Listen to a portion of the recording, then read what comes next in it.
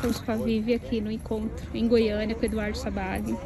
Vivian, teve algum ponto que o Eduardo tocou, que te surpreendeu? Que era algum questionamento que você tinha, que você não precisou falar para ele? Eu não precisei falar para ele. E assim, o que ele me falou é o que realmente eu tô passando. E que eu tinha dúvidas e uma certa certeza. E ele me deu mais certeza do que eu estava pensando. Ele te confirmou já o que você vinha intuindo. Isso.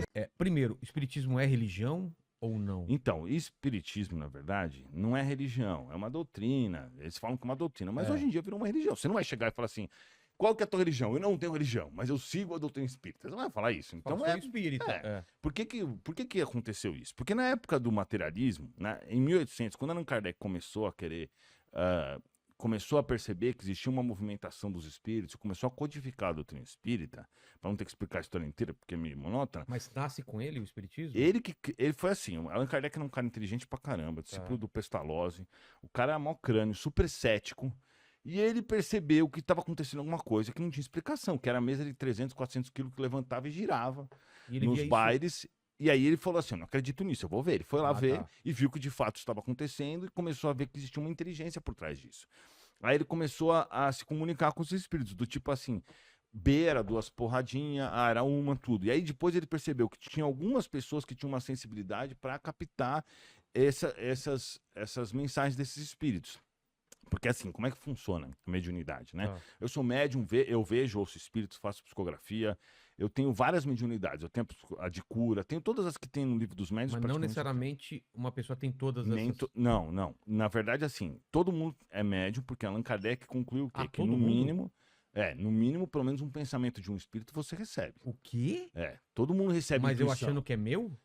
Sim, normalmente sim. É aquela intuição? Dá um Isso. exemplo. Não assim. tem umas intuições assim? Tem, várias. Várias. Isso Mas daí. dá um exemplo. Isso daí. Por exemplo, você tá indo pra tua casa e você, de repente, vê um caminhão do correio. Aí você Sei. lembra que você tem que pegar uma encomenda na portaria do seu prédio. Isso é uma coisa. Agora, você tá indo pra tua casa e sem ver caminhão do correio, você, de repente, lembra da encomenda.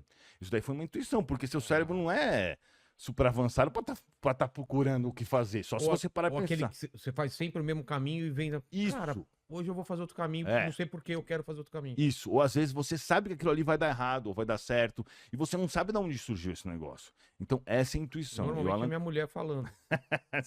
essa mulher, mas a mulher deve ter intuição mais aguçada, porque é sempre assim. Eu acho que sim, né? Eu acho que mulher tem uma intuição um pouco Talvez ela preste maior. mais atenção, né, na intuição, porque os caras são mais Então, teimosos. todo tal. mundo, então, é médio nesse sentido de... Por isso que Allan Kardec fala que todo mundo é médium. Mas aí o que acontece? Existe uma diferença. Por exemplo, a visão. A gente está olhando aqui as luzes, né? Elas entram na nossa Tá retina. falando luzes, tudo. A visão é assim, ela entra na retina, vai para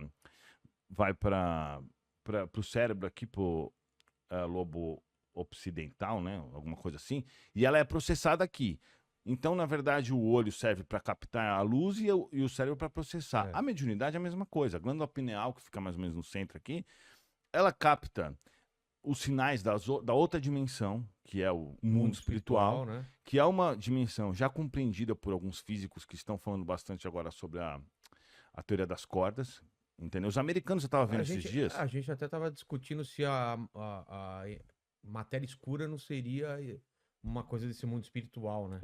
O livro dos espíritos diz que não existe matéria vazia, não existe nada vazio. Tudo que a gente vê é que a gente não consegue ver. Porque o nosso olho físico, ele foi desenvolvido ao longo de milhares de séculos e anos para viver na Terra. Então, por isso que a gente saiu da água, né, com os animais, né, na teoria da evolução está correta, segundo até os livros de Chico Xavier, embora tenha algumas coisas faltando, que lá estão bem explicados nos livros de Chico Xavier, que a gente pode falar sobre isso também. Mas aí, o que acontece?